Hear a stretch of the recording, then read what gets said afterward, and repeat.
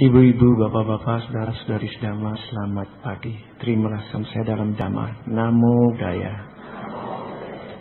Topik kita pada kesempatan ini tentang anatta. Anatta itu bukan dalam bahasa Jepang, tapi dalam bahasa Pali. Ini topik berat. Dan saya kira kalau belajar dhamma, inilah topik yang paling terberat dan paling sulit sebenarnya. Anatta artinya tanpa aku yang kekal. Tanpa aku dimaksudkan di sini bahwa sesuatu itu terutama makhluk-makhluk, manusia, dewa, termasuk Buddha sekalipun, itu tanpa aku yang kekal, tanpa inti, tanpa jiwa, tanpa roh yang kekal. Kalau yang dibilang sementara boleh-boleh saja karena orang kurang mengerti. Nah, inilah doktrin yang paling sulit yang dibabarkan Sang Buddha setelah 5 hari dari khotbah pertama di waktu asada. Tapi efek dari khotbah ini luar biasa karena pada waktu itulah 5 orang pertapa selain Sang Buddha, mereka itu menjadi arhat, menjadi orang suci yang telah melenyapkan semua kekotoran batin. Dan itu pula lah yang kita hadapi sekarang ini, termasuk Anda dan saya. Kita berkelahi, bukan berkelahi dengan orang lain, tapi kita berkelahi dengan keegoisan kita. Dan masalah di dunia ini yang paling banyak muncul itu karena keegoisan kita saja, yang tanpa kita sadar sudah memang mendarah daging dalam batin kita. Karena kalau di dalam Buddha Dhamma kita belajar mau mengerti orang lain, tapi sesungguhnya yang kita arahkan itu kita mengerti diri kita sendiri. Karena nampaknya di dunia ini orang mau mengerti dirinya sendiri itu saja susah. Jadi apalagi mau mengerti orang lain. Yang sederhana saja, saya katakan kita tidak mau mengerti diri kita, yaitu terlalu banyak ucapan kita yang gampang kita ucapkan. Tapi untuk mempertanggungjawabkannya di awal-awal itu banyak yang bisa. Tapi setelah berjalan bertahun-tahun, pernyataan itu ada kalanya sulit lagi dilaksanakan. Yang saya maksudkan yang populer itu pernyataan waktu 2 orang mau dinyatakan suami istri. Gampang sekali waktu itu karena keinginannya yang macam-macam. Begitu ditanya, apakah kamu mau mengambil wanita ini atau laki-laki ini sebagai istri atau suami kamu dalam keadaan susah dan senang? Nah, ini susah dan senang itu jawabannya nggak banyak cerewet, cepat sekali. Iya. Tapi begitu mulai susah dan tidak senang, ada yang lain yang bikin senang. Nah, ini mulai bahaya. Apalagi dalam perjalanan suami istri itu, di awal-awal sih oke-oke aja lah, asik. Tapi dalam perjalanan ini sudah nggak tanya sama orang kan? Tinggal tanya sama siapa katanya? Sama rumput yang bergoyang. Kenapa nggak percaya orang aja? Tuhan aja mungkin sudah bosen kok. Itulah problem kita. Kenapa begitu? Akhirnya pelan-pelan muncul keakuan yang sulit dibasmi. Terlalu memenang diri sendiri. Saya sengaja belokkan cepat ke situ karena itu satu perhatian. Dari dulu saya sudah katakan bahwa suami istri di awal-awal itu memang kelihatan tuh kata cinta itu luar biasa hebat. Tapi kan setelah berlangsung 10 dan seterusnya, yang muncul ya betul cinta kasih sayang ada, tapi kecenderungan kakak beradik lebih banyak begitu.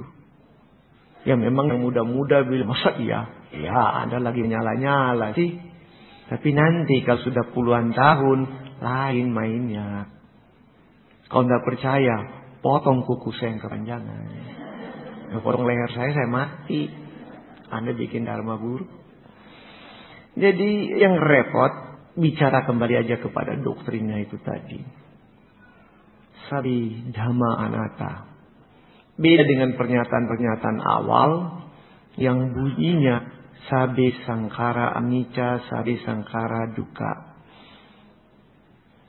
Kalau bicara sabi sangkara itu segala yang muncul, yang punya syarat-syarat. Berpikir saja itu masih punya syarat karena ada dasar sampai kita berpikir. Itulah yang dibilang sangkara. Segala sesuatu yang muncul di pikiran kita atau apa saja yang di alam semesta ini yang kita bisa lihat atau dengar atau yang kita lamunkan. Tapi kalau sudah sabe dhamma anatta, berarti segala sesuatu bicara tentang nibbana, nirwana atau Tuhan pun tanpa aku yang kekal. Sebab itu dikatakan Tuhan itu tidak berpribadi seperti yang kita bayangkan. Tapi kita sebagai manusia yang jadi problem. Kita terlalu kuat dengan pribadi kita. Padahal kita diajarkan untuk tidak melekat. Nah, di situ juga kata-kata yang membuat kita konflik. Banyak orang juga gunakan itu sebagai alat untuk membenarkan perbuatannya. Dulu saya sudah kritik gini. Kalau anak muda, umat Buddha juga dua-dua berpasangan ini pacaran. Tidak akan musawadah katanya. Musawadah kan bohong. Jadi dia tidak akan bohong. Pokoknya cuma kita berdua lah. Tapi dalam perjalanan, tahu-tahu salah satu, entah si pria atau si wanita juga boleh, punya yang lain. Nah berarti kan dia bohong ya. Melanggar janjinya kan. Nah, nanti si satu akan ngomel. Tuh kamu kan musawadah, kamu bohong. Nah yang melanggar itu pintar. Dia katakan, kamu katakan musawadah, saya bohong. Itu kan cuma melaksanakan sila. Nah saya kan melaksanakan dhamma yang paling besar. Apa itu? Tilakana. Sabi sangkara anicca. Anicca kan tidak kekal. Nah itu kan mau membenarkan perbuatan yang salah. Nggak bisa, itu tetap salah. Walaupun ini pola pikir yang dualistik, maksud saya yang suka bertentangan, terutama kita umat Buddha. Kalau bisa mensang Buddha, para petapa yang dengar khotbah Anatalakana Sutta sesudah 5 hari khotbah yang pertama, mereka semua memang bertapa.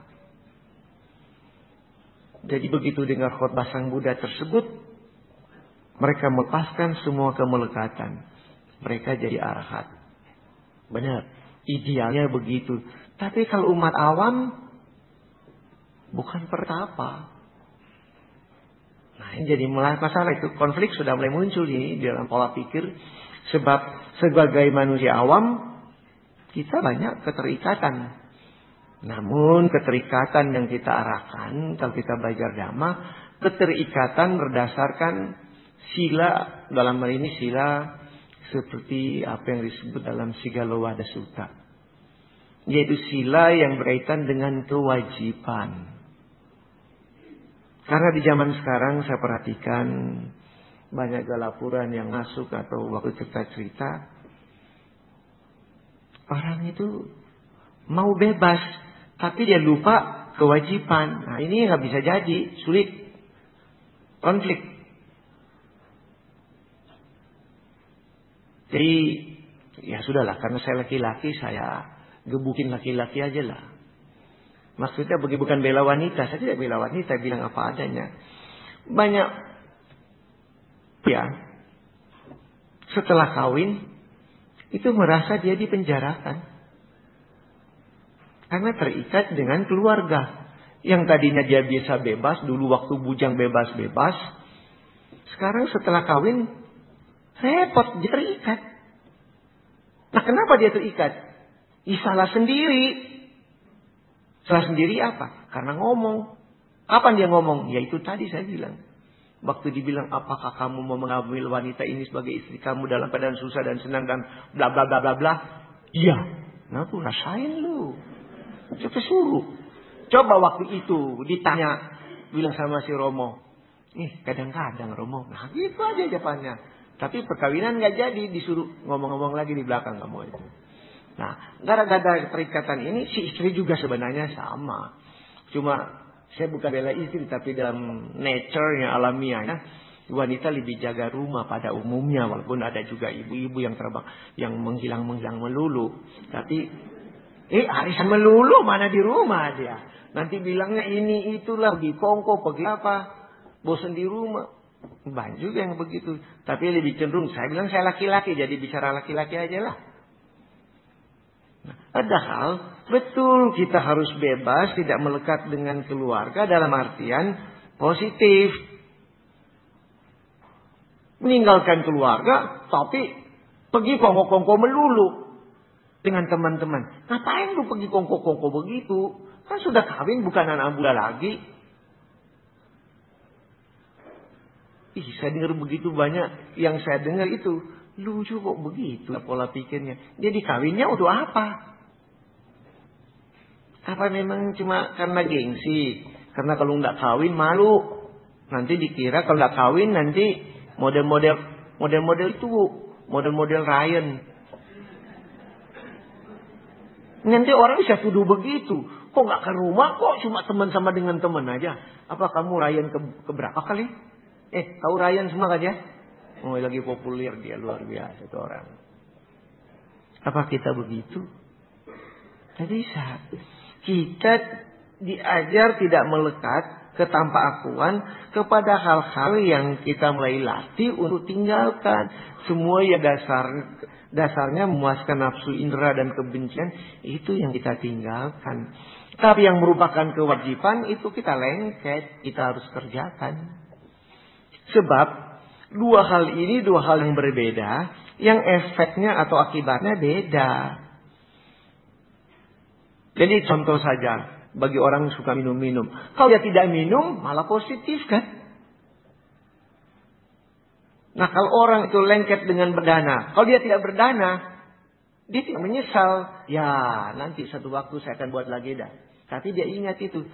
Dan tidak merusak dirinya. Tapi kalau dia minum minuman keras, apa sih? Atau saya kasih belok dulu. Berapa waktu yang lalu, saya baca di Intisari ada seorang bapak. Kebetulan lagi itu orang Manado lagi. Dia bikin statement di dalam Intisari tersebut. Mereka yang merokok, bukan saya yang kasih statement ya, orang itu. Mereka yang merokok itu paling goblok di muka bumi. Padahal saya baca Intisari tersebut, saya juga tersenyum dengan pernyataan dia. Karena sebelum dia dioperasi dan jantungnya bermasalah gara-gara rokok, pasti dia dulu kepala batu yang gak bisa disuruh berhenti. Nanti sekarang sudah mau mati, dokter sudah vonis kamu memampus kalau merokok, baru dia ketakutan, baru bilang begitu. Jadi saya baca itu, kamu cerewet dulu paling-paling susah dilarang. Belakangan ini lagi ada orang yang saya kenal dekat juga dengan saya. Dari dulu saya sudah bilang, kamu tidak berhenti aja merokok, umur sudah lebih tua dari saya. Kamu dari dulu merokok melulu, saya tahu bahaya nanti kamu celaka. Minum lagi. Kalau dia sudah merokok dan minum dekat saya, dia kira saya tidak tahu. Bagi orang tidak merokok atau tidak minum minuman keras, berani ada orang yang minum atau rokok dekat, baru dia ngomong udaranya muncul, merokok. Begitu saya tegur, kamu merokok tadi. Enggak, kamu juga minum. Enggak. Tapi lama-lama dia bilang apa? Ada sih tapi cuma sedikit. Nah begitu sekarang dia sakit, dokter vonis gara-gara kamu merokok, kamu begini dan minum, baru dia nyesel. Tapi itu kan menyesal sudah terlambat. Nasi sudah jadi apa? Bubur itu mahal masih dibeli. Nasi sudah jadi apa itu? Sudah jadi encer bau busuk lagi. Nah mau dimakan sudah nggak mau. Kalau masih bubur gua sikat. Gak percaya kasih. Jadi inilah yang jadi sama kita. Namun tadi kembali pada inti cerita kita sebenarnya cuma sederhana itu. Kalau kita tidak berpikir egois kita, keakuan kita, Dan kita cuma berpikir tentang kewajiban kita hidup di dunia. Jadi hubungan kita dengan orang lain sekali lagi, itu adalah hubungan kewajiban. Saya suka diprotes, tapi saya tetap kepala batu dalam hal itu. Karena saya tahu itu prinsip yang benar. Dengan menentang konsep balas budi. Banyak orang gak senang sama saya karena saya bilang, jangankan siapa, anak kepada orang tua tidak perlu balas budi. Tidak ada itu. Banyak orang marah itu karena pola pikir beda. Banyak orang menuntut budi. Saya bilang tidak ada itu balas budi. Karena hubungan orang tua dengan anak bukan balas budi, tapi kewajiban. Kalau balas budi bisa dibayar, begitu kan? Budi bisa dibayar, kalau kewajiban no way, nggak bisa bayar. Jadi saya suka ngeledek. Kalau misalnya mama cerewet, dia bilang besarkan kamu mahal, kamu dari kecil melahirkan kamu mahal dan begini-begini. Mana budinya? Kita ledekin aja, main-main aja sama mama. Anggap aja kita orang kaya banget. Berapa ongkosnya? Hari kamu 25 miliar. Membesarkan kamu 25 miliar. Ya ini mah 100 miliar. Cash. Begitu dia terima langsung bilang, tante habis hubungan kita. Sudah bayar budinya. Apa begitu? Karena kalau dia agak muda bicara tentang kewajiban, yaitu anak siap mati untuk mama dan papa. Tidak cerita budi. Kenapa siap mati kepada mama dan papa? Bela pacar juga daklahnya siap mati. Masa mama papa enggak? Dalam kondisi tertentu di jalan, kita ditodong atau mau dibunuh atau bagaimana, si pacar kan langsung jadi panglima, hebat kan? Ada apa? Siap. Padahal itu pakai pisau. Siap kan? Mesti bela yang lemah yaitu pacarnya. Nah kalau dia siap begitu, masa kepada mama papa enggak? Itu polanya di Buddhis. Karena kita berpikir kewajiban. Dan biar mama marah bagaimanapun, papa marah bagaimana. Tapi terutama mama ya. Saya dari dulu suka bilang, harga mama dengan papa memang dua-dua penting. Tapi mama lebih mahal jauh dari papa. Minta bukti, saya bisa buktikan. Kalau mama, banyak orang tahu itu mamanya dia yang melahirkan. Banyak saksi. Tapi kalau papa, nggak ada yang lihat dia ikut deposito dulu. Nggak ada yang lihat. Biasanya kasih lihat orang. Jadi susah dibuktikan. Kalau mama jelas. Tapi bukan maksud saya ibu-ibu yang di sini termasuk mama saya dulu selingkuh. Enggak. Bukan itu maksud saya. Tapi kan susah buktikan. Sebab itu harga mama mahal jauh. Dulu mungkin ada yang ingat.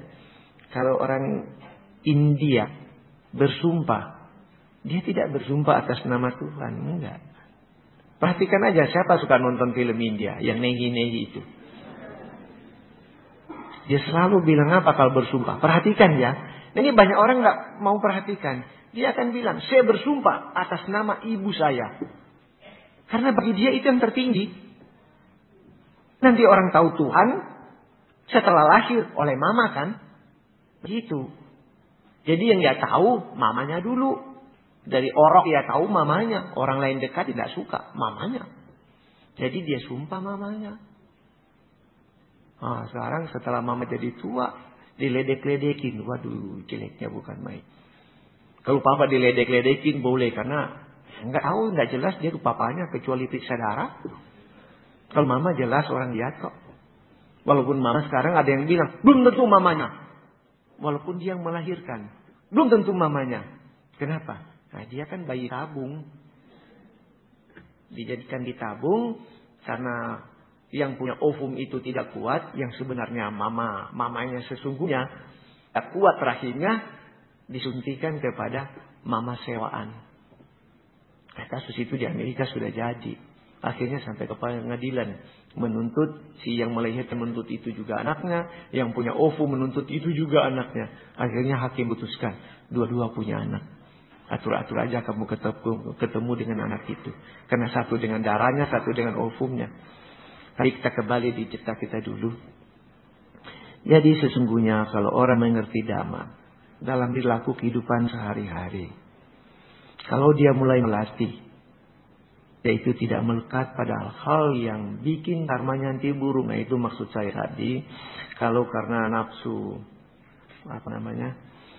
kehidupan yang dipengaruhi oleh indera-indera tersebut terlalu kuat. Tapi memang susah. Saya juga ketemu dengan orang pemain judi. Mungkin ini saya sudah pernah katakan. Apa sih nikmatnya pemain judi itu? Main kartu maksud saya. Oh Pak, Bapak nggak tahu Pak. Nikmatnya itu begitu kalau kartu itu dipegang, dibuka pelan-pelan, lalu lihat kartunya besar misalnya begitu. Begitu lihat begitu, menang. Oh itu Pak. Tapi kalau begitu lihat kecil, kalah, langsung begitu jatuh. Rasanya jantung mau copot. Itulah asiknya Pak. Nggak ada di luaran Pak. Asiknya di kartu itu. Cuma ambil saja saya berbisik. Lo kira gua juga nggak tahu main kartu. Cuma saya nggak bilang. Nah tapi itulah kemelekatan orang. Memang ada orang-orang tertentu dengan hal-hal tertentu dia sangat melekat. Nah memang dia akan berkelahi luar biasa dahsyat terhadap dirinya. Tapi bagaimanapun kalau dia sadar dia harus melatih diri. Tidak ada ampun, dia harus latih diri. Ya saya ngaku. Dulu saya perokok. Karena tadi saya ngeritik orang merokok. Saya merokok. Saya kira itu saya merokok yang paling dahsyat itu 2 tahun itu. Saya merokok tidak pernah beli, itu yang jadi soal. Rokoknya datang sendiri. Temen yang bawa karena orang tuanya itu distributor rokok. Jadi slop-slopan yang dikasih. Dan kalau saya merokok, lokomotif tidak usah pakai korek, cukup 1 korek itu dari pertama saya pakai. Sudah menyala, begitu selesai mau habis, sambung begitu terus sampai lidah itu mulut itu terasa pahit. Tapi begitu satu waktu saya jalan-jalan dengan teman itu, saya bilang ini saya merokok yang terakhir kali ya. Dan di kantong masih banyak rokok. Ini habis saya merokok, stop. Saat ini, hari ini saya stop. Ini tidak usah lagi hari ini. Saat ini nanti saya stop. Hah? Apa kamu? Ngomong doang. Nah begitu saya isap, saya buang. Selesai. Sejak itu saya berhenti. Walaupun ada kalanya habis makan karena kita tinggal sama-sama. Habis makan dia kasih rokok, saya ambil, taruh di bibir. Ambil rokoknya atau steker itu dinyalakan baru sadar. Kenapa saya mau merokok lagi? Lepas. Masih tertantang begitu tapi keputusan mesti diambil. Mesti latih. Karena tidak ada orang lain yang akan latih Anda. Kecuali. Ya memang orang lain juga. Kata kunci yang muncul. Kayak maksud saya kata kunci itu. Kata-kata oleh orang tertentu. Tapi itu orang tertentu. Dari dulu saya sudah katakan. Dan ini pun saya ingatkan kembali. Nanti kalau orang itu bilang. Baru sadar. Tapi kalau orang lain. Mama, papa, teman bilang. Mungkin tidak tembus.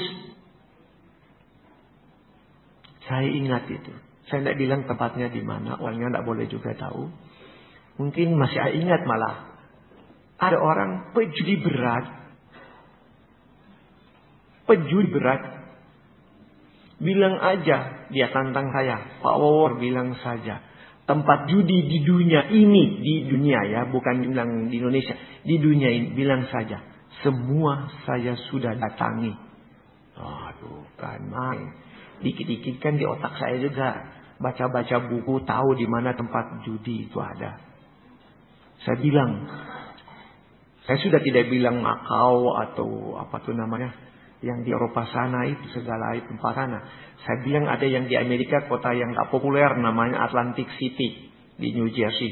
Di selatannya New York juga. Apa pernah ke sana? Sudah Pak Wawor.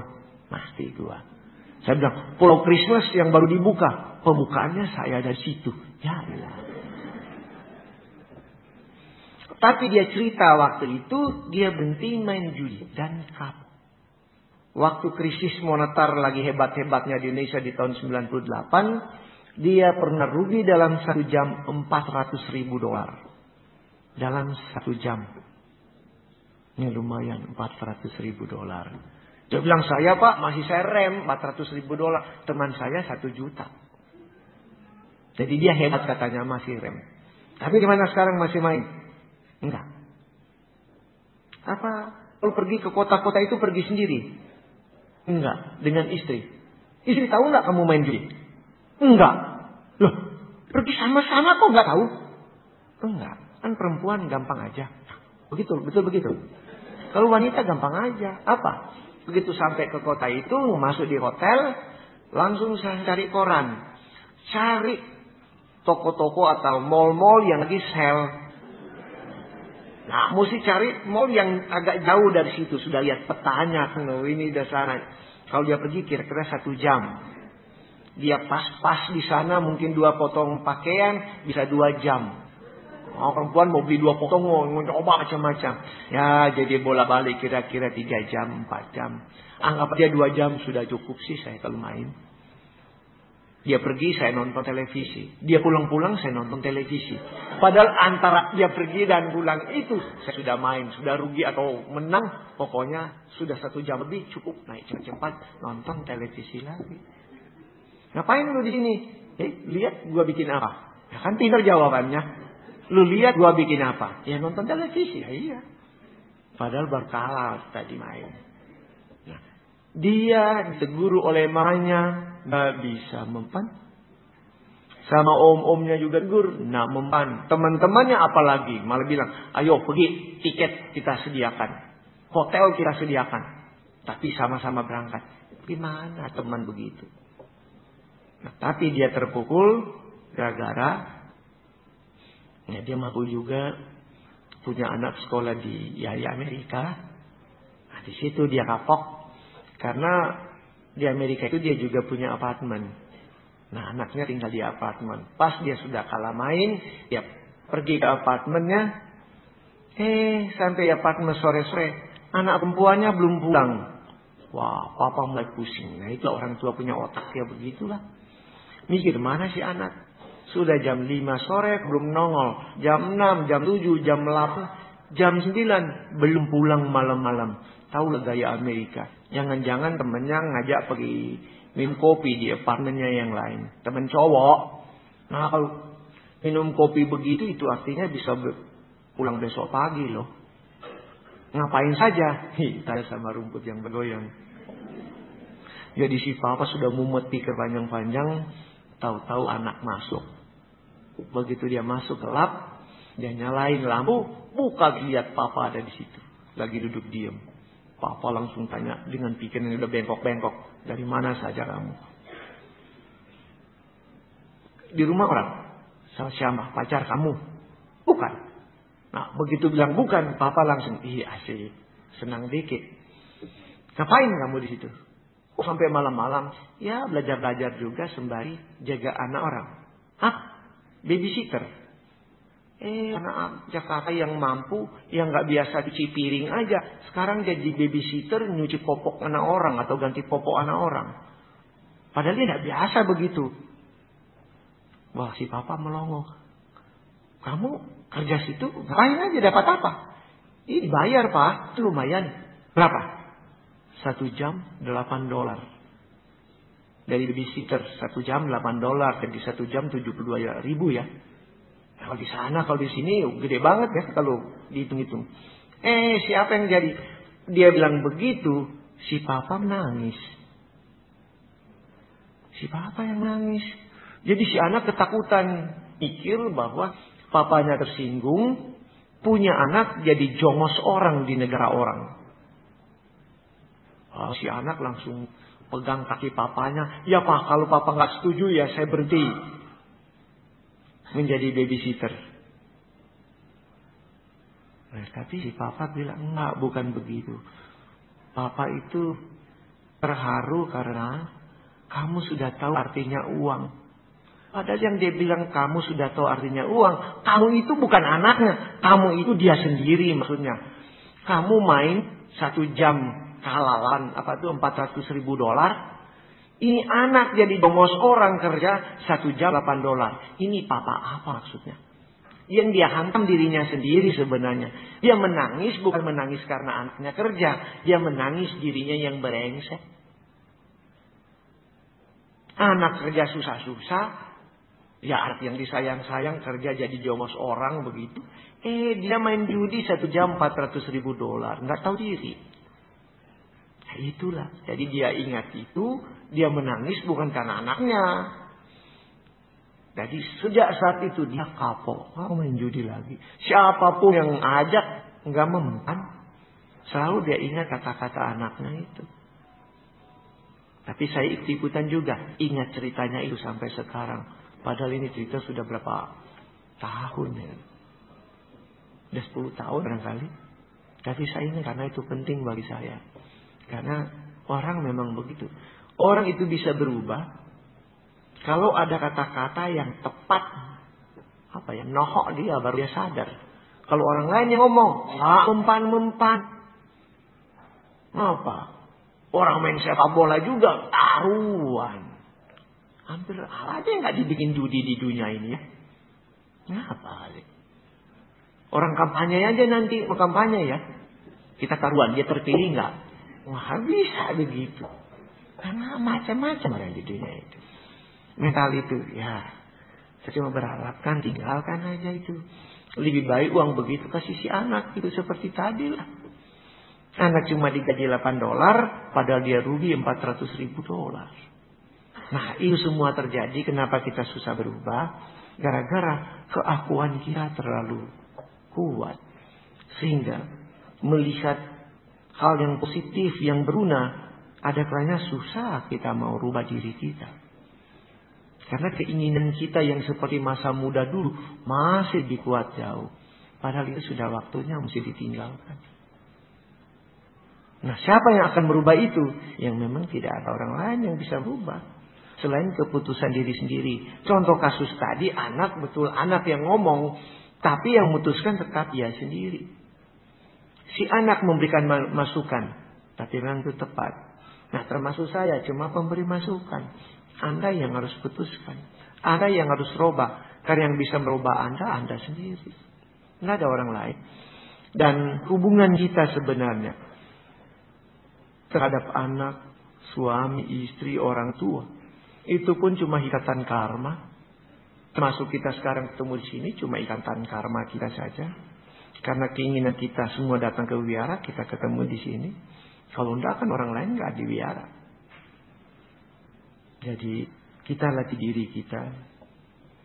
Kalau kita baca ayat-ayat Dhammapada, kita melatih diri. Di situ tadi ada kata-kata, akhirnya maga dipuji para dewa dan manusia. Begitu ya kata-kata tadi.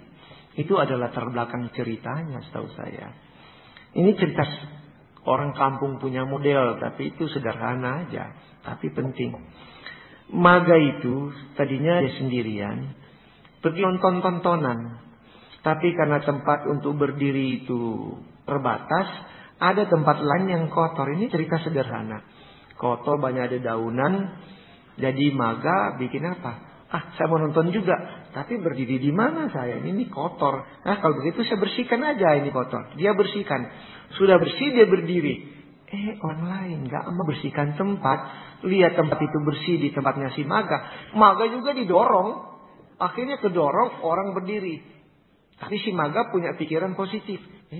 Kamu suka tuh tempat yang bersih begitu. Oke, saya bersihin lagi lah.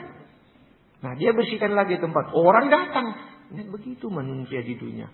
Tidak mau berusaha, maunya enak aja. Ya memang deh. Saya juga ada klien orang bilang, power mau enak aja. Saya bilang memang saya di dunia ini cari enak. Saya nggak mau cari susah. Begitu nggak? Kalau begitu kita sama kalau begitu. Tapi cari enak jangan bikin susah orang. Bukan gaya si maga yang didorong-dorong gitu. Nah sebab itulah muncul kata-kata si maga dipuji oleh para dewa dan manusia. Dan nanti memang belakangan maga tersebut ada konco-konco lagi. Ada 30 orang temannya lagi. Bekerja sama dengan dia membangun banyak hal yang berguna untuk banyak orang. Dan mereka mati. Hampir bersamaan mereka itu mati, mereka lahir di alam yang tadinya tanpa nama, tapi alam itu ada. Untuk masa itu disebut tanpa nama alam itu, sehingga alam itu akhirnya dinamakan Tawatimsa. Nah, atas nama-nama mereka itu, maka alam surga itu dibilang Tawatimsa. Itu sekelumit aja latar belakang dari ketidakadaakuan yang dilakukan oleh Maga. Dia tidak marah, malah dia bilang, kalau orang suka ya saya lakukan terus. Bagi-bagi kesenangan dengan orang lain. Nah itulah. Jadi cuma ngomong-ngomong sebagai renungan untuk kita sekalian. Bagaimana kita melihat keakuan kita itu yang bikin kita beda. Walaupun secara filosofi, kalau saya meningkat sedikit. Secara filosofi, doktrin tentang tanpa aku yang kekal inilah yang membuat agama Buddha tampil beda dengan agama manapun. Karena kalau di agama lain masih berbicara tentang keakuan, bagaimana aku ini harus dikembangkan dengan hebat. Kalau di agama Buddha malah bagaimana aku ini harus dilepaskan dengan kemelekatan-kemelekatan yang ada. Tapi melepaskan itu berjenjang, karena tidak mungkin orang awam cepat sekali melepaskan. Ya ada 1-2 yang mampu, tapi banyak yang tidak. Ya pelan-pelan baru dia akan melepaskan. Nah konsep ini pun berkaitan dengan ketuhanan sendiri. Sebab di agama Buddha Tuhan itu impersonal, tidak bisa dipribadikan. Nibbana itu juga impersonal, tidak bisa dipribadikan karena semua anatta. Itulah sebabnya konsep Buddhis ini beda sekali dengan agama lain. Baik, itu sebagai renungan. Kalau tidak mengerti silakan tanya. Kalau tidak bertanya silakan meditasi, saya pergi. Ya masa suruh duduk sini ditatap-tatap, malu juga. Nggak lihat muka saya begini-gini terus. Karena saya lihat kok ditatap. Situ tatap lagi ya, malu lah. Ya baik, ada yang mau bertanya silakan, bebas saja. Karena yang lalu banyak utang yang belum terjawab. Nah kalau ditanya sama pengurus mana itu? Nggak tahu taruh di mana lagi ya. Nah itulah. Baik, rupanya udah banyak pertanyaan yang masuk. Bapak Ibu yang ingin bertanya salisan tetap dipersilakan. Untuk itu pada Bapak Koleson dipersilakan bertanya. Ya saya mulai dengan pertanyaan yang sudah ada. Mengenai kasus Ryan atau Rian ini sebagai pembunuh berantai dari perbuatan dan perilakunya yang menyimpang. Bagaimana pandangan Buddhis? Ya tetap dia salah karena memang. Nah itulah problemnya, itu model dia. Saya bandingkan dia punya mental seperti ada orang yang susah, ada seorang miskin tapi nggak tahan. Jadi mau kaya cepat yang ngerampok. Seperti model itulah yang terjadi di batinnya. Dia itu laki-laki tapi punya nafsu besar, tapi modelnya model perempuan, karena lucu. Dan memang secara psikologis laki-laki yang ada kelainan jiwa begitu, ya di bahasa umum bilang kelainan jiwa itu lebih emosional jauh daripada wanita. Nah itu memang orang psikopat, memang sudah orang agak sinting itu. Walaupun kita sebenarnya banyak yang sinting juga sih, tapi kita masih sinting teratur. Kalau dia sinting yang tak beraturan lagi. Dan kalau sudah membunuh, lihat tampangnya aja di televisi. Berceritanya itu seperti ya datar-datar biasa saja. Berarti sudah seperti ya biasa, membunuh itu oke-oke aja bagi dia. Jadi seolah-olah orang miskin yang jadi tukang copet, anggap itu sudah wajar lah jadi tukang copet karena aku miskin. Membenarkan yang salah tersebut. Sebenarnya ini ceritanya masih panjang, tapi kasarnya begitulah, karena dia memang sudah konyol. Nah ini yang berikutnya. Sebenarnya homo dan lesbi dosa atau akibat karma atau akibat perubahan zaman. Ya mau perubahan zaman mau akibat dosa itu ya memang karmanya dia sudah terbawa, yang dia tidak bisa rem, sulit, terlalu berat bagi dia. Tapi ada jalan lain deh. Sama saja dengan kita. Atau orang-orang tertentu tadi yang saya katakan, perokok. Yang merubah dia ya dia. Nah adalahnya berubah nanti kalau ke dalam keadaan sudah tidak ada pilihan. Nanti dokter ponis sudah mau mati, baru bisa berhenti. Karena dulu juga setahu saya masih ingat, masih kebayang wajahnya. Tapi itu di dalam interview, tapi di televisi. Tapi ini cerita saya, cerita banyak yang belum lahir. Ini di Indonesia di tahun berapa itu? Tahun 60-an kali. Banyak yang belum lahir kan. Banyak yang nonton televisi I Dream of Jeannie, masih ingat tuh. Nah, I Dream of Jeannie salah satu si pemainnya itu perokok berat sebenarnya dia itu, Larry Hagman namanya. Itu perokok berat. Dia itu ngaku di televisi saya ikuti, dia nanti berhenti merokok karena dokter bilang kamu udah mau mati waktu dia syuting di Italia. Kenapa dok? Gara-gara itu paru-paru kamu udah buruk gara-gara rokok dan nikotin yang gini. Tapi kalau kamu mau mati itu pilihan kamu, silakan merokok aja lah supaya lebih cepat mampus. Nah, dia kedenger itu dia menangis dan dari saat itu dia berhenti merokok. Nah itulah. Jadi kalau seperti orang lesbian, memang karmanya yang lama. Kenapa orang jadi lesbi dan jadi homo? Gara-gara dulu pelanggar sila ketiga. Sekarang nanti lesbian. Nanti lama-lama dia lahir hermafrodit. Tahu hermafrodit? Ini kan laki-laki yang nggak tahu diri. Dia berlaku jadi seperti wanita misalnya. Atau cuma senang sesama jenis. Kalau hermafrodit nanti dia lahir itu punya 2 alat kelamin. Nah itu. Bingung lah dia. Dan kita tahu kalau kita belajar dhamma. Orang yang punya 2 alat kelamin begitu, hermafrodit, sulit meditasi. Karena secara psikologis dirinya sendiri siapa dia nggak tahu. Kepribadiannya sudah berantakan. Orang lain memang punya kepribadian ganda, split personalities. Tapi dia masih dia kelihatannya. Tapi kalau ini memang berubah. Jadi yang buat ini begini karma. Nah sekarang perubahan zaman banyak orang sudah berani belak-belakan. Begitu aja. Karena bilang begini, otak saya terbang tahun 80-an itu. Di depan banyak orang, di amphitheater banyak orang di situ.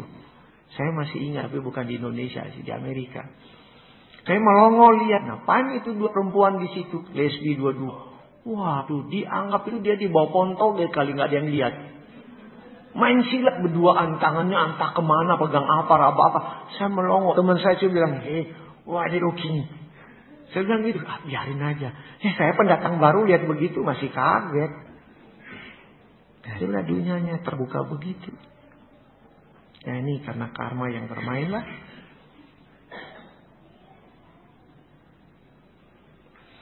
Tadi Romo bilang anak punya kewajiban sama orang tua dan sebaliknya.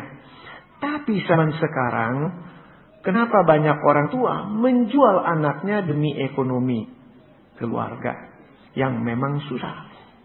Terjadi di kampung-kampung yang keadaannya memang sangat susah. Bagaimana Romo? Tolong dijelaskan. Apa itu ada hubungan dengan karma si anak? Ya sudah tahu orang di kampung banyak yang bodoh. Tapi saya juga bilang bodoh. Bisa-bisa dia bijaksana ya. Karena kalau dia biarkan itu dia pelihara, nggak mungkin hidup barangkali. Tapi ada juga yang pinter. Dia sudah ke kota, lihat siapa yang kaya yang nggak punya anak. Lalu dia tinggalkan anak itu di depan rumah orang kaya tersebut. Si keluarga yang bersangkutan pagi-pagi dengar pembantu teriak, "Nyonya, ada bayi di depan pintu." Begitu lihat bayi dia bilang, "Memang dewa-dewa kirim ini untuk gua." Jadi tidak usah dia hamil lagi, dia sudah punya anak itu. Dipelihara anak itu. Jadi anak orang kaya itu karma bermainnya lucu ya. Anak orang susah, kasarnya dia dibuang oleh orang tuanya, tapi jatuh ke tangan orang kaya yang mau punya anak. Ada orang kaya nggak mau punya anak juga, malah tetap urus sendiri, senang tahu. Nah ini, tapi ini malah bilang memang dewa kirim anak ini untuk saya. Langsung jadi anak orang kaya tuh. Nah karena karma yang lampau aja yang bermain. Tapi tentu saja orang-orang tua yang buang anak atau jual anak itu jadi zaman masa depan. Nanti dia akan dibikin begitu juga. Karena di dalam Cerita Buddhis juga ada. Si bapak yang pernah buang anaknya. Nah, karena mereka itu susah dalam perjalanan, melintasi daerah yang kering, sulit makanan. Suami istri lagi jalan dengan anak satu. Si istri bela mati-matian si anak. Tapi si papa cari kesempatan terus tinggalkan anak itu. Ya istilahnya dibuang aja. Nah, akibat pernah dia berbuat begitu, maka pada kehidupan berikut, orang itu terlahir kembali, dia dibuang 7 kali. Malah hampir mati lagi. Tapi memang karena anak itu punya karma tersendiri, tapi dia itu, ceritanya lucu, itu bisa dibaca dalam buku Dhammapada Atthakatha yang bercerita tentang Gosaka. Dibuang 7 kali. Ya saya ceritakan saja yang beberapa. Jadi anak ini begitu dia lahir, memang dia itu kok jelek juga dia lahir. Sudah susah, tapi dia dulu yang buang anak. Dia lahir menjadi anaknya pelacur. Nah pelacur ini tidak sangka dia hamil, akhirnya dia punya anak. Begitu lihat anak laki-laki. Nah dulu pelacur-pelacur di India, saya tidak tahu kalau di daerah lain juga begitu. Kalau anak itu anak laki-laki dibuang, kalau anak perempuan dihidupkan. Karena untuk meneruskan pekerjaan mama. Nah dia dibuang. Nah pas dia dibuang itu, dibuang di depan kandang sapi. Jadi begitu pagi-pagi sapi keluar, dia harap itu dia diinjak-injak oleh sapi. Nah kalau sapi kan nggak periksa jalan, pokoknya injak saja. Jadi maksudnya begitu dibuka itu kandang, anak itu akan mati diinjak-injak oleh sapi. Tapi karena karmanya dia juga bagus, sapi jantan yang besar yang lebih dulu keluar. Begitu dia keluar, dia kangkangi si orang itu. Jadi sapi-sapi yang lain yang keluar yang begitu banyak, gak bisa bikin apa-apa. Gak injak dia lah. Tuh satu dia sudah selamat gara-gara dikangkangi. Ceritanya panjang, tapi ada cerita yang sudah keberapa itu. Dia itu mau dibunuh oleh papa angkatnya. Nah, ceritanya panjang kenapa jadi papa angkat, ada cerita tersendiri. Tapi papa angkatnya itu juga punya anak yang hampir seusia dengan dia sendiri, si Gosaka tersebut. Dan papanya marah karena waktu anak ini lahir mendahului anaknya sendiri lahir. Sedangkan diramalkan anak yang lahir pada hari itu menjadi orang besar. Nah dia mau anaknya yang jadi orang besar. Tapi ternyata yang lahir anak ini. Nah itulah sampai dia dapat. Akhirnya dia suruh anak ini harus dimatikan. Dibakar aja. Dia suruh sama tukang bikin bata. Nanti kalau datang itu ada orang bawa surat datang, kamu tangkap dia, masukkan aja ke tungku pembakaran bata. Biar dia mati, nanti saya kasih hadiah. Nah Gosaka ini tukang main apa? Kalau bilang main, anggap aja main kereng, jagonya. Di kampung itu paling jago dia. Jadi adiknya yang suhu dari si itu bendahara negara sebenarnya itu. Bodoh main. Jadi begitu si Gosaka lagi jalan mau pergi ikut perintah papa angkatnya. Nah si adiknya, anggap aja adiknya lihat dia langsung bilang, kamu ganti saya main, saya kalah melulu. Tidak bisa, saya disuruh papa mau bawain surat ke tukang tungku di sana. Sudah, kamu main, saya yang bawa itu surat. Nah si Gosaka nggak mau, tapi karena sayang adik, akhirnya ya tapi cepet-cepet ya. Nah itulah si anak sesungguhnya yang pergi bawa. Jadi si tukang bakar itu begitu lihat ada yang bawa surat, oh ini toh, ditangkap, digebuk, masuk ke tungku dibakar. Nah si Gosaka main menang memang. Sampai sore dia akhirnya pulang. Loh, kok kamu di sini? Apa pergi ke sana? Dia ngaku, enggak. Soalnya waktu saya jalan ketemu Ade paksa saya main, yang bawa itu surat. Mati gua, anak gua mati. Lihat, kalau karma bela juga begitu. Nah, tapi ada cerita terakhir, si Gosaka memang dari kecil dia mau dibunuh oleh papa angkatnya itu. Jadi buta huruf. Karena dia buta huruf, dia diperintah oleh papa angkatnya, karena sudah marah karena anaknya mati gara-gara dia, bawa surat ini kamu ke kota yang jauh di sana. Nanti di perjalanan kamu boleh singgah sama bendahara-bendahara tertentu. Kamu bisa makan dan nginap di rumah itu. Nah, pergilah si Gosaka itu, perjalanan berapa hari. Dia bawa surat tapi dia nggak tahu apa isinya karena goblok. Sampai di satu rumah tertentu di kampung yang cukup jauh, dia nginap. Ya dia nginap, tuan rumah tahu dia itu siapa. Karena sudah tahu dia siapa, kamu nginap sini cocok lah. Tapi mereka punya anak wanita yang muda. Dia suruh sama pembantu, dan anak wanita itu tinggal di rumah di tingkat ke-7. Jadi rumah-rumah juga di zaman Sang Buddha sudah 7 tingkat loh paling kurang. Ya sudah yang 7 tingkat, jadi teknologi udah canggih kalau kita lihat dari sudut itu. Ada pembantu yang suruh pergi cari apa. Tapi si pembantu itu terlambat gara-gara si nyonya rumah suruh dia benahi kamar. Dia naik. Kenapa kamu terlambat? Disuruh kok lama banget. Itu anak bendahara dari kota raja itu datang. Yang namanya Gosaka. Si nona ini begitu dengar nama Gosaka. Mantan suaminya ngampau, bagaimana nggak akan deg-degan dengar. Baru dengar nama udah langsung jatuh cinta dia karena mantan suaminya dulu. Jadi Gosaka akhirnya tertidur karena kecapekan. Si anak perempuan ini datang nyelinap ke kamar. Apa sih? Bawa surat penting, katanya apa itu? Dia cari itu surat. Dia baca suratnya, bunyinya apa? Ini Gosaka. Kamu bikin mati dia cepat. Kalau sudah selesai, kirim berita sama saya. Karena dia benci sekali sama Gosaka ini. Si nona ambil itu surat, dia ganti. Ini saya membawa surat ini, anak saya Gosaka. Kamu itu kasih kawin dengan nona di kampung itu. Ya dia sendiri. Kamu kasih hadiah banyak dari kampung-kampung lain. Kalau sudah perkawinan selesai, lapor saya. Dia robah. Jadi kasih masuk di kantong Gosaka. Gosaka nggak tahu. Tidurnya. Ya memang begitu yang jadi. Jadi begitu dengar si Gosaka kawin, si papa angkatnya itu marahnya bukan main. Sialan, gagal lagi, sakit. Nah begitu sudah sakit, Gosaka itu dipanggil menghadap ke kota raja itu. Mau dikasih tahu supaya tidak dapat apa-apa. Tidak boleh dapat warisan apa-apa dia. Mau dikasih tahu itu. Tapi si nona ini yang lihai. Dia bilang, nanti kalau kita sampai ke papa, kamu berdiri di kaki.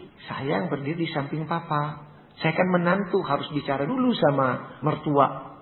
Ya Gosaka karena bodoh dan dia lihat istrinya baik, oke aja. Tapi sebenarnya istrinya dinapa. Begitu lihat papanya itu sakit itu, sudah bilang sakit parah. Ceritanya panjang sih sebenarnya. Dia menangis ke papanya itu. Tapi tangannya ini, dua tangannya ini pura-pura gini, tapi dia pencet dadanya kencang-kencang. Jadi si mertua susah bernapas. Jadi mau ngomong pun susah.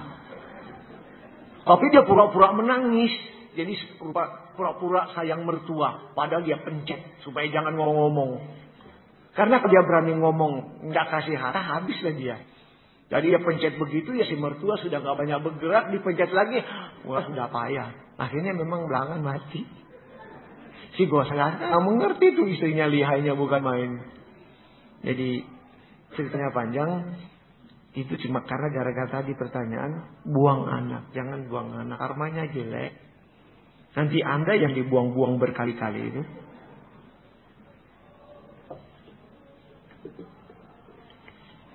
Tapi kalau mau tahu jelas cerita itu, baca Dhammapada Atthakatha. Nah ini menarik ini kasus sekarang ini muncul. Tadi Bapak mengatakan bahwa hubungan kita sebagai suami istri karena ikatan karma. Ya karma yang dibuat sekarang. Karena bilang iya kan. Kalau nggak bilang iya kan nggak jadi suami istri. Hubungan suami istri. Jika si istri terus menerus dikhianati suami, kesian. Lalu si istri memutuskan hubungan ini, diakhiri sekarang. Akhirnya hidup masing-masing dia pisah. Yang jadi pertanyaan, Berakhirnya hubungan suami istri berarti berakhirnya ikatan karma. Benarkah? Ya, tentu saja karma mereka dua sekarang ini ya putus. Tapi karma itu masih jalan lagi pada kehidupan akan datang. Ya, kalau akan datang bisa saling ketemu, begitu ketemu saling pelototan nanti. Nggak ngerti kenapa ya nggak saling suka. Ya bisa demikian. Ya memang kan orang mau kawin, nah itulah yang saya suka tanya. Saya sendiri tanya. Kalau orang kawin ini kan banyak bapak-bapak, ibu-ibu. Yang bikin orang itu kawin apa sih? Gimana Bu? Kalau orang jadi suami istri, apa sih yang bikin itu jadi suami istri? Kenapa mereka dibilang suami istri? Gimana? Apa? Apa yang bikin seseorang itu? Dua orang itu jadi suami istri. Di mana-mana di dunia ini. Bukan cuma orang Buddhis maksud saya, tapi yang berlaku.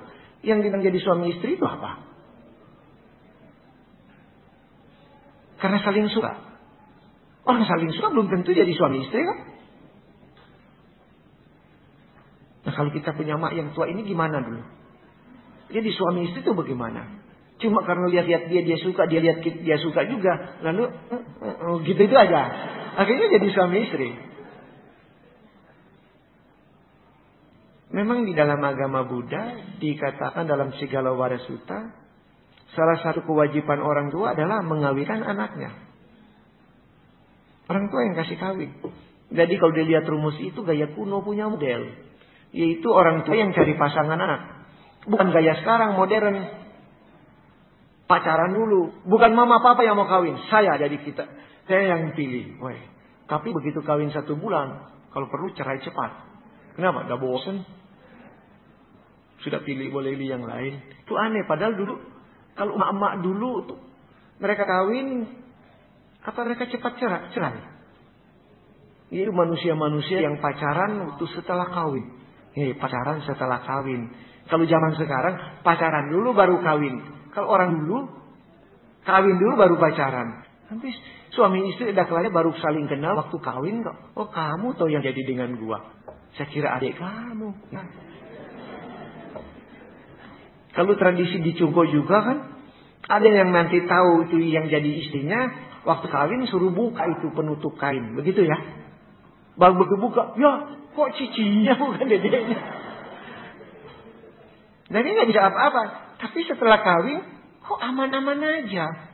Sekarang yang sudah, bikin eksperimen macam-macam waktu pacaran, nggak lama cerai.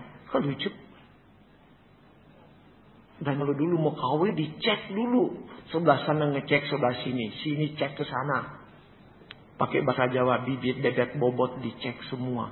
Karena kalau di sini bibitnya jelek, ada di sana keluarga yang turunannya, saya tidak ngelelek ya. Itu ada keluarganya atau turunannya di sana, ada yang albino, tahu albino ya? Yang bule. Wah, nanti kamu satu waktu punya cucu bule. Nggak jadi, jangan, nggak jadi. Begitu kalau dulu. Atau ketahuan, itu keluarganya ada yang masuk. Mana tuh di Latu Medan sana tuh, di sebelah rel kereta api tuh. Oh, jangan bisa nanti ketanya anak begitu atau cucu begitu. Wah, dulu orang-orang ketat. Sekarang nggak ada urusan tuh. Demi Cina kawin kilat. Nah, repot kita. Nah, itulah yang jadi persoalan. Nah, akhirnya ya sekarang ada yang bilang, bagaimana Pak?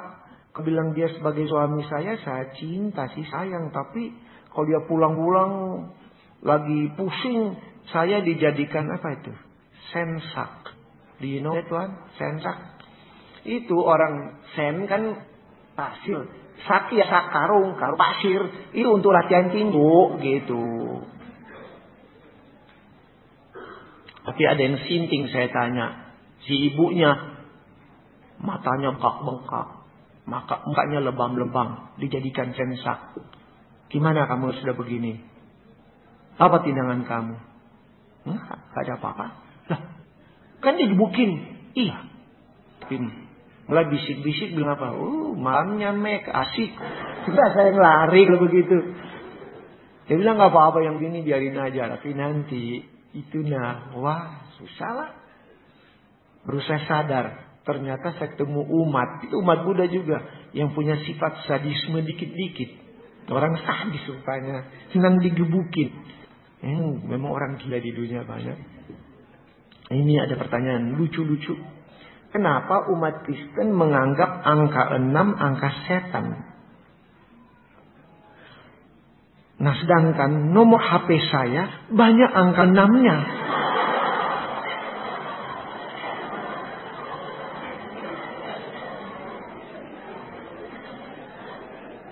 Merinding bulu kuduku. Kenapa? HP saya juga banyak 6-nya.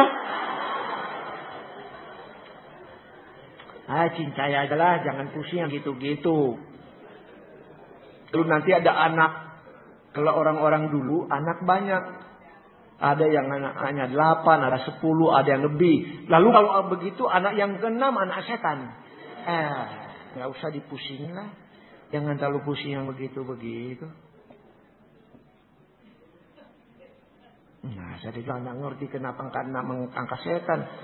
Gak ngerti lah. Karena saya sendiri tidak terlalu banyak menghiraukan yang begini. Yang penting kita banyak berbuat baik aja lah. Apakah Tripitaka sama dengan kitab suci agama lain yang katanya kitab suci mereka itu dari Tuhannya dan diturunkan melalui nabinya? Apakah Tripitaka juga sama begitu? Tidak. Tidak. Sama lebih bangga dengan dibilang tidak sama. Kenapa? Kalau itu diturunkan oleh Tuhannya, waduh saya malah ngeri. Saya paling takut itu. Seperti contoh, saya suka ngomong. Dalam rumusan, karena cerita kitab suci yang bilang, Tuhan menciptakan segala-gala. Itu kata-kata yang paling saya tidak bisa terima. Tuhan karena kitab suci bilang yang menciptakan segala-gala itu adalah Tuhan. Maka yang menciptakan tsunami adalah Tuhan. Yang bikin mati 1/4 juta orang adalah Tuhan. Aduh, bagaimana dia? Betapa kejamnya di kau sayang. Kalau begitu, nah di agama Buddha tidak seperti mereka. Kita yakin adanya Tuhan, tapi konsep kita beda. Kitab suci, yaitu ajaran Sang Buddha, Pak muridnya yang dengar, lalu kumpulkan. Jadi Sang Buddha yang bicara. Malah fair mainnya. Dia sudah alami, baru dia katakan. Begini caranya. Sebab itulah ajaran Sang Buddha dibilang ajaran realistik. Karena dia sudah alami, lalu dia ajarkan. Apa yang dia ajarkan itu dibilang ajaran sempurna itu. Gara-gara apa yang diajarkan dan dia sudah capai, diarahkan kepada murid-muridnya, murid-muridnya juga melaksanakan ajaran itu, mereka juga mencapai yang sama. Nah, ini kan semua teori. Agama manapun di dunia ini, kalau itu dasarnya adalah kitab suci, maka isi kitab suci adalah teori bagi umat itu. Sudah fakta atau teori? Namanya teori. Nah, kalau teori mana yang benar? Praktekkan aja. Kan itu cuma main klaim-klaiman. Sebab itu saya suka ngeledek. Karena itu teori kan itu individual interest. Memuji diri sendiri biasa. Si anak muda bilang pokoknya bagi saya power. Pada saya adalah wanita tercantik di muka bumi ini. Saya bilang setuju menurut kamu. Saya setuju itu. Jadi power aku ini. Enggak. Kamu menurut kamu ya benar untuk kamu. Kalau memang benar universal kita cek. Bagaimana mau ngecek? Gampang. Apanya yang dicek Pak? Kita pakai rumus aja.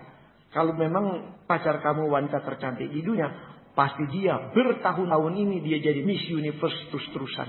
Ya kan? Enggak sih. Loh, dia apa? Miss Indonesia? Enggak juga. Loh, kok udah turun nilainya? Apa dia Miss Jakarta? Enggak juga. Kalau Miss Jakarta enggak noni Jakarta. Kalau enggak ya udah Miss mana itu? Miss Fluid. Miss Fluid yang dipluit-pluitin, bukan Miss Fluid orang fluid. Oh begitu. Ya ternyata egoisnya dia aja. Tapi kalau menurut dia begitu, saya juga tidak akan bantah, itu hak dia pribadi kok. Nah bicara dengan agama juga begitu. Memang mesti dipelajari kok. Teori yang bermunculan begitu banyak. Yang menentukan kita. Kalau kita salah pilih ya kena sendiri. Kenapa banyak sekali kitab suci agama Buddha, misalnya kitab suci Koong Pan Sim Keng, Tipitaka, Gyokek, Magma dan seterusnya. Ya sebenarnya kitab suci agama Buddha ya cuma satu, yaitu Tipitaka itu sendiri. Namun di dalam Tipitaka itu banyak suta-sutanya.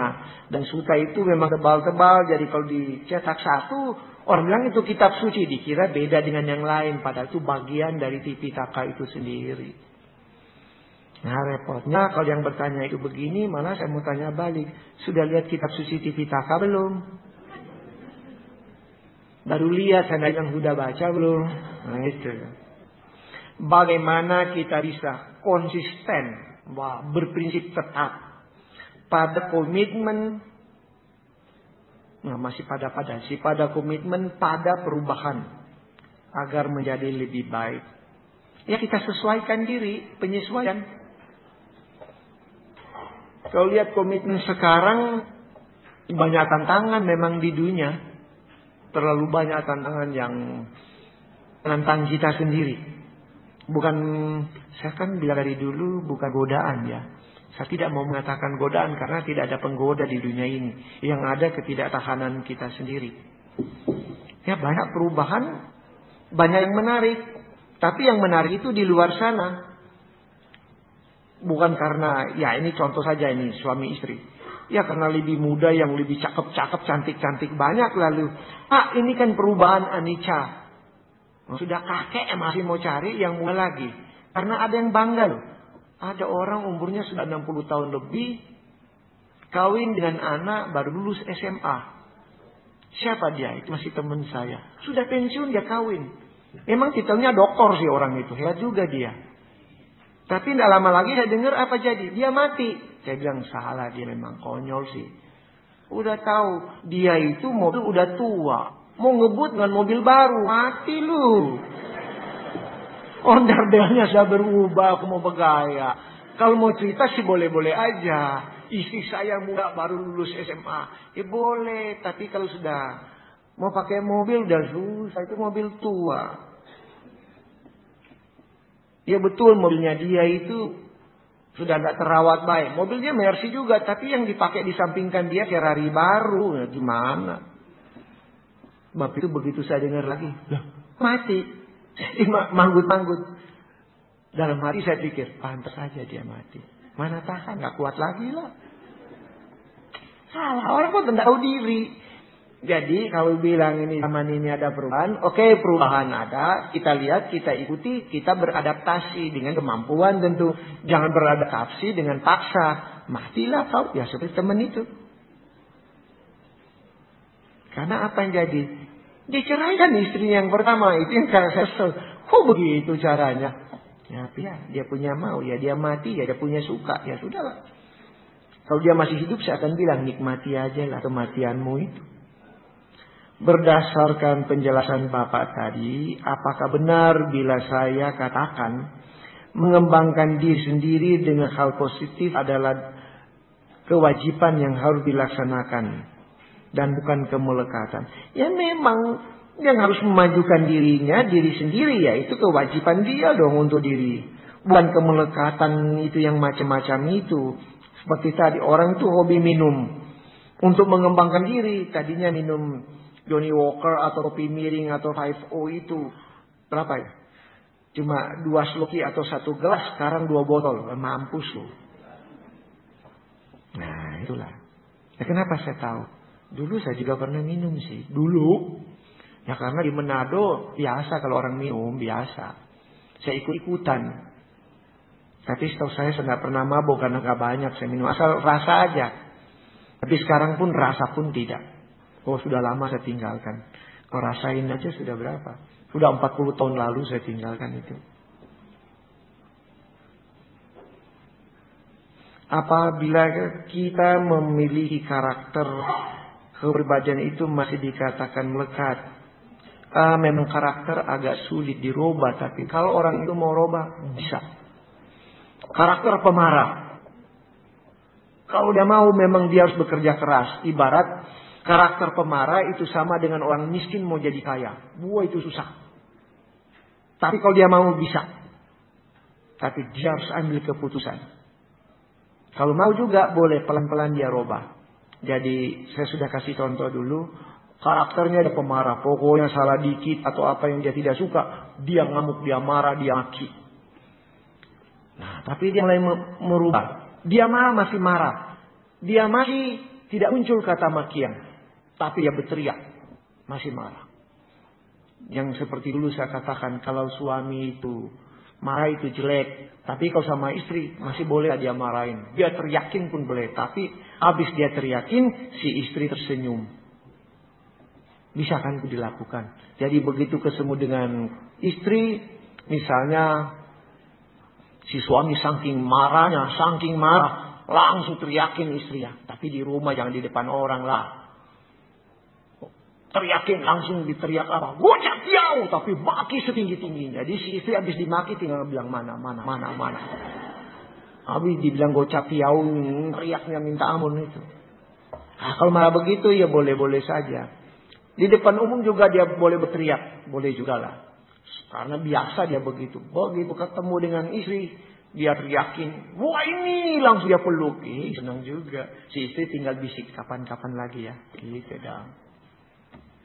Di cewek-cewek yang serius. Dia langsung, itu istrinya toh. Mundur semua yang begitu-begitu. Kalau begitu boleh. Tapi ada yang diam-diam. Datang mendekat langsung. Pak. Wah. Sensakan langsung. Gerakan cepat. Dalam 1 menit. Mungkin 3-5 bulan mendarat. Aduh kasihan. Kelengar. Tapi dia bilang apa? Kalau cuma di Mogamol gak apa-apa. Kenapa? Atma Jaya dekat. Tapi dia lupa. Di belakang Atma Jaya juga. Dekat juga. Wah, ini ada yang menarik. Romo, apakah menjadi samanera dapat mengikis karma buruk masa lampau? Tidak total, tapi memang banyak berkurang. Sebab pada waktu dia mau marah sebagai samanera, sulit. Mau samanera kok marah-marah kan lucu. Ya padahal samanera bisa marah, biku juga bisa marah. Tapi dalam bahasan itu bisa cut banyak. Bisa. Biasa main judi, jadi samanera nggak bisa jadi main judi. Misalnya begitu. Mau minum minuman keras nggak bisa minum. Jadi banyak hal dia mau lakukan direm ketat. Nah, bisa begitu. Memang bolehlah dibikin sengaja begitu. Jago pacaran pun jadi samanera kebingungan.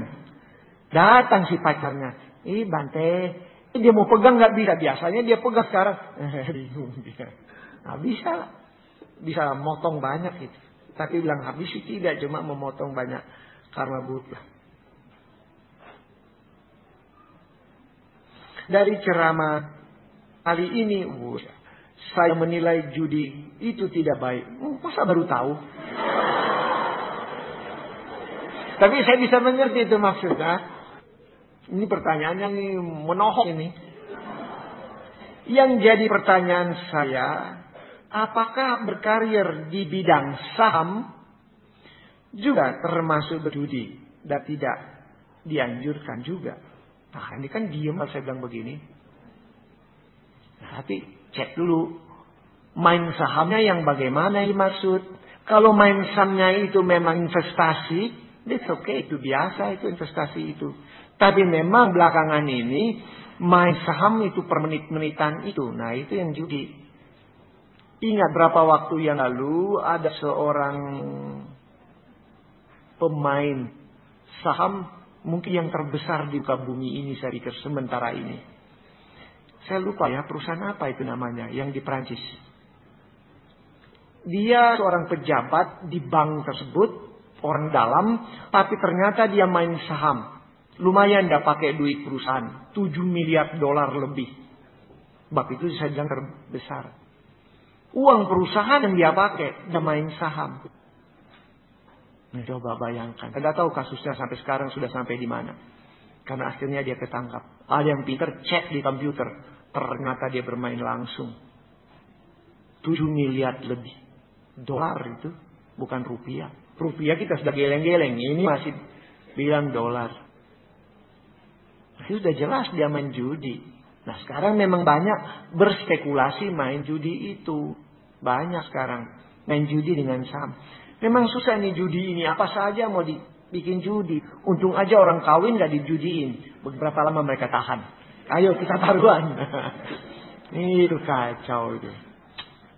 Apa saja dibikin begitu. Ya jelas kalau yang saham seperti itu ya judi. Tahun lalu kami telah lunasi hutang kredit card adik yang masih bujangan. Sampai ratusan juta. Karena kami memandang mama yang sangat sayang padanya hingga sulit makan dan tidur. Waduh. Jadi ceritanya ini ada seorang mama yang sayang anak. Tapi anaknya ini main kredit. Kredit card terlalu banyak dia pakai duitnya. Jadi kakak-kakaknya yang keluarkan duit tuanya. Tahun ini kejadian serupa berulang kembali. Dan mama masih membela si adik. Luar biasa si mama. Sedang kami punya anak yang membutuhkan banyak biaya untuk sekolah. Nah ini memang rupanya ini perkelahian dari si anak yang lain berhadapan dengan adik yang boros suka kredit dulu. Tapi dibela mati-matian oleh si mama. Nah si mama juga nggak bijaksana rupanya. Sedangkan mama menjadi sering minta uang yang cukup besar dengan macam-macam alasan. Yang kita tahu uang itu untuk adik yang tidak juga sadar. Padahal umur sudah 35 tahun. Tapi tidak mau bekerja. Kakak-kakak yang lain tidak mau tahu. Hanya mau memberi pekerjaan tapi adik tidak mau. Cuek aja. Bagaimana sebaiknya kami mengatasi masalah ini dan bagaimana sikap kami terhadap mama. Maunya mama, kami harus membantu keuangan adik. Kalau enggak, siapa lagi katanya. Hutangnya harus dibayar siapa? Ya mesti bicara dengan mama belak-belakan. Nah ini kan dia main besar-besaran. Bilang sama mama, kami akan bantu adik itu. Weh. Dengan batasan sekian. Lebih dari itu, kami angkat tangan. Mesti belak-belakan dengan mama. Ya bicara sama-sama dengan saudara yang lain. Jangan Anda sendiri yang tanggung jawab. Bela adik Pak. Memang satu keharusan membela adik. Tapi ada batasnya. Saya pernah bicara sama seorang adik. Nah ini adik. Karena kakaknya yang suka main judi. Dan hutangnya terlalu banyak. Terlalu banyak sama orang lain. Si adik yang sering bantu ini terbalik ceritanya. Tapi kan sama aja kasusnya. Dan dia berutang banyak, luar biasa utangnya. Jadi si adik itu tanya sama saya. Jadi bagaimana, apa yang saya harus lakukan untuk pokok saya itu? Ya utangnya begini dan sering begini dan seterusnya dan seterusnya. Karena kalau tidak dia mau ditangkap dan masuk penjara. Saya jawab, masukkan dia di penjara. Jangan dilarang dia satu waktu mungkin dia jadi penceramah atau jadi biku loh. Jadi waktu si adik perempuan yang kebingungan sama kokonya yang laki-laki. Jadi bagaimana saya lakukan? Nah, kamu sudah bantu sudah cukup banyak. Tapi dia nanti ditangkap masuk penjara. Sewaktu-waktu dia harus masuk penjara. Jadi biarkan. Bukan kamu biarkan. Dia masuk penjara ya kamu besok juga lah. Itu kan kakak kamu. Tapi biar dia masuk penjara dulu lah. Nanti kamu bantu belakangan. Biar dia masuk. Dia belajar. Karena kalau tidak dibikin begitu, susah juga. Saya kenal orang-orang itu, jadi saya memang bilang gitu. Jadi sebelum si wanita itu lapor saya sudah tahu pokoknya yang begitu. Aja. Nah, jadi sama dengan kasus ini. Panggil kakak beradik bicara di depan mama. Saya sebagai kakak akan bantu si adik itu. Sekian, cukup. Orang bujang dengan hidup begitu sekian juta satu bulan ya cukuplah. Nah daripada dia berapa ratusan juta dia buangin begitu saja. Kita kasih support misalnya. Ya kalau bujang kan hidup 5 juta kan cukup ya. Dari pokok yang satu sudah segitu. Nah udahlah. Dia mau lebih daripada itu lagi. Nggak ngerti.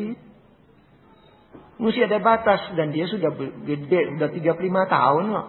Kalau punya anak sudah anak 5 itu orang lain. Harus ambil ketentuan dan mesti ada sikap.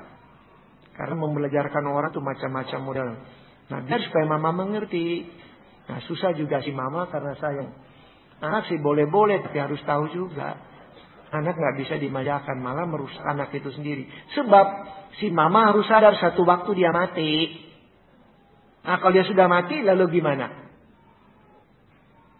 Nah itu yang harus diketahui oleh banyak orang juga. Si mama juga jangan terlalu melekat konyol. Itu namanya melekat konyol itu. Mengajari yang salah. Orang sudah besar, sudah 35 tahun kok masih seperti anak kecil.